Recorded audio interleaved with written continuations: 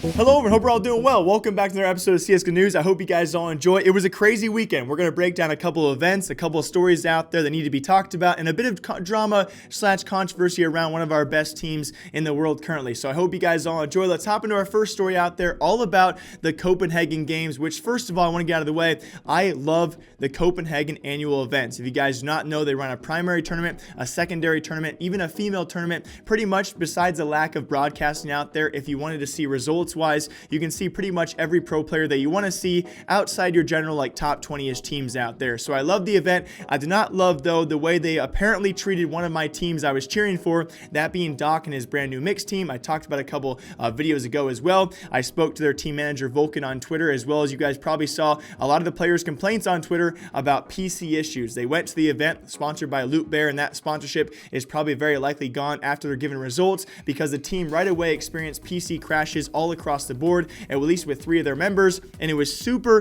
sucky to see, because according to the team, they actually rented these PCs for a pretty extreme price from Copenhagen Games, and they were not allowed to actually re-rent some better PCs even after their crash issues. Eventually they were actually forfeiting from the tournament altogether because there were so many PC issues it was not worth playing. So overall, from Copenhagen Games, besides the results, I love the format. I did not love how they apparently treated this team out there. It was super sad to see a team I thought had pretty good potential to make some mark here at the event be dropped out pretty much because of PC issues. So best luck to those guys going forward. It's always sucky to see a case like this in the rarity of cases we do see, where an event gives you PCs, those PCs don't work, they don't offer you a secondary option, and therefore you're just out of the tournament. But besides that, we saw some pretty crazy results. We don't often see teams at the Copenhagen Games compete against each other like we did at Dreamhack Rio. So this last weekend, I really enjoyed watching CS. I hate to say it, for the first time in a while, you know, premier events, we see the same teams here and there. These kind of tinier events, we get to see some teams you might be low-key cheering for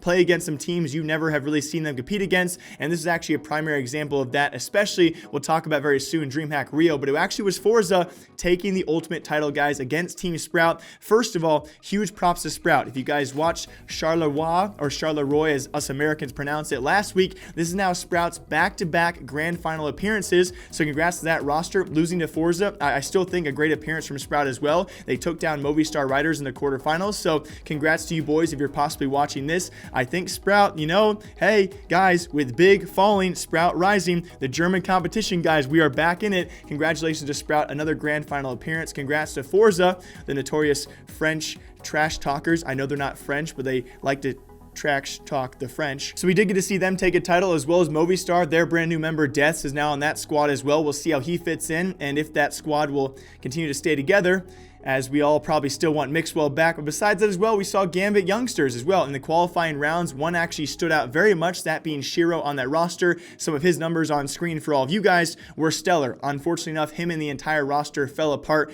given the next day they did go 0-3 in those group stage. So we got to see a lot of various teams out there. Forza take your title, of course, for Copenhagen Games though. Ultimately, it was very fun to watch, but even more fun to watch was Dreamhack Rio. If you guys have a chance to watch VODs out there, spoiler alerts incoming, but I highly encourage you guys to watch the VODs out there for Dreamhack Rio. It was one of the funnest events I have seen in quite some time. And although there was not too many surprises for the event, it was Furia who is surely going to be one of the favorites in their homeland, in their home country of Brazil, back in Rio, guys, and they went to this event. They ditched their ESL Pro League spot to attend the Dreamhack Rio event. We all knew about this. They gave their spot to Luminosity Gaming. We will also talk about them later in this episode. And it's actually Furia, spoiler alerts, losing the event to a rising team of AVANGAR, who we have seen kind of be lingering ever since their major run as well. And with that being said, they do this performance, that being AVANGAR taking down Furia in the grand finals, and they do so with a stand-in player. So I thought it was remarkable. Krisen currently out with an injury. It's currently Sanji in. He's been there for nearly, I believe, about a month now for this roster, and they've been kind of lingering. This is their first top performance with him as a part of the roster, so congratulations to them. And they take down the home country favorites. It was actually Furia taking down Sharks, who also made it out with them as well, and it's actually AVANGAR taking down Valiance in the quarters on top of that. So it was a great tournament because that series of AVANGAR and Valiance, who Valiance, we have not really seen their major European qualifier selves for quite some time, but still a strong performance here. They faced off against AVANGAR in those quarters. It went to map 3. It was a fairly close series, but in the grand finals, Furia versus AVANGAR went to map 3 overtime, and it was AVANGAR taking that map and taking the win and taking their first title with Sanji in the roster, which ultimately begs the question, a couple things out there. Do they keep Sanji? Does Kristen stay out for a permanent amount of we have seen player injuries out there, actually, of course, remain. And of course, that player who is then replaces the injured player stay in the roster. Will this be one of them? I don't know. But either way, a great run by both those teams. We saw so many unique dynamics across these rosters who are undergoing changes or undergoing some, lingering times out there. Ultimately, it's now been Furia. They take home $20,000 in a second place finish as opposed to taking their possible chance at an EPL final spot, but at the very least an EPL, or that being a Pro League spot as well. Instead of that, they come home with a second place finish back in Brazil. So is it worth it? I don't know. You could definitely argue around that, but either way, I think Fury are going to be competing for an ESL Pro League spot next season, and I really am curious what they would say about this. Was it worth it? It's a close victory, not quite a victory, but either way, a great performance, I think, from both teams out there, and we'll certainly have some questions answered going forward about these rosters. And then this weekend, wow, it was a juicy, I hate saying the word juicy. It was a great drama-filled weekend around Astralis and Refresh. If you guys do not somehow know the events out there, I will link 2 videos down below. One, my own video that I released on Saturday. Also on top of that, Thorn's video, his talk about this, the entire controversy. If you guys somehow do not realize the conflict here that's going on currently about Refresh and Astralis, we have Refresh, the parent company of Astralis, who has now established their circuit, the Blast Pro Series circuit, with teams included right now, 7 teams around the world who are actually required by contract, we believe, to attend a certain number of events for their circuit. And the ultimate worry here is the conflict of interest between a parent company of our current best team in the world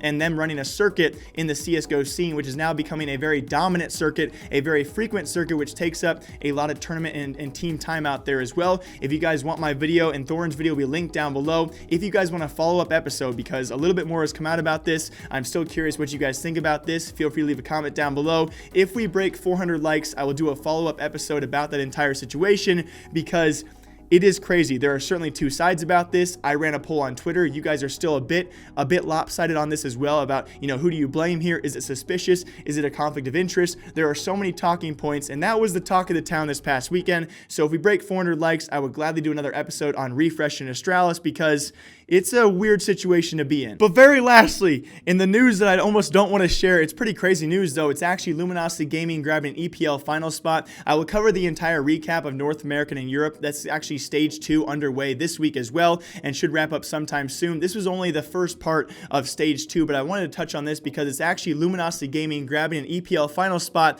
after taking their EPL spot from, it was going to be originally Rogue, then it was going to be gifted to Furia. It's now been handed down to Luminosity Gaming over Team Singularity, who rightfully deserved that spot, and surprisingly enough, it's now LG taking full advantage, and surprisingly enough, over Envious, Cloud9, and MiBR, of all things, they have taken their final spot. All teams finishing with the same record besides Envious. First note here, guys, it was very, very sad to see Envy's approach this way around CSGO this weekend. I think they missed a lot on pretty much just about every front this weekend. It was kind of a sad performance, so very, very tough to watch that. Hopefully going to continue to grow in the future, but they were not even in contention. It was Cloud9, MiBR, and LG, all with the same map rec, all with the same overall record, but it came down to as well, I believe, head-to-head or round differential. I'm not sure the exact tiebreaker it comes down to. It's firstly map differential, but MiBR alongside LG had the same map differential, so it either came down to the head-to-head victory of LG sweeping MiBR or the exact round differential as well. Either way, a very close showing. It was actually Cloud9 being swept by MiBR in a very lopsided series that took them out of contention,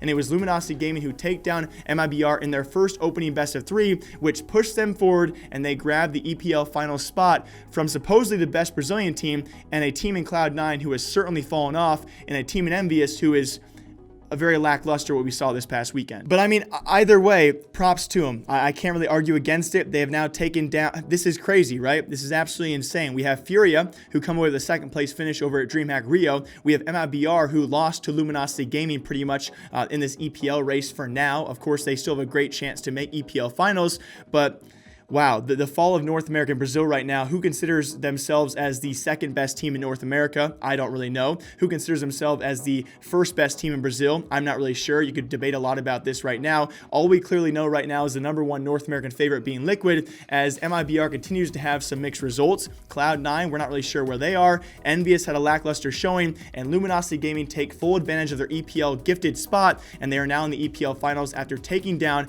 MiBR and the rest of their group as well. So I hope you guys guys all enjoy. Crazy news this past weekend. I mean, just insane to cover. But as always, my name is Jake. I hope you guys all enjoy. I will read your comments today. Leave a comment down below. Well, you know, what do you guys think about this past weekend? It was insane. Hopefully going to see you guys back here tomorrow. I got a few stories up my sleeves. But until then, hope you guys all are taking care of yourselves.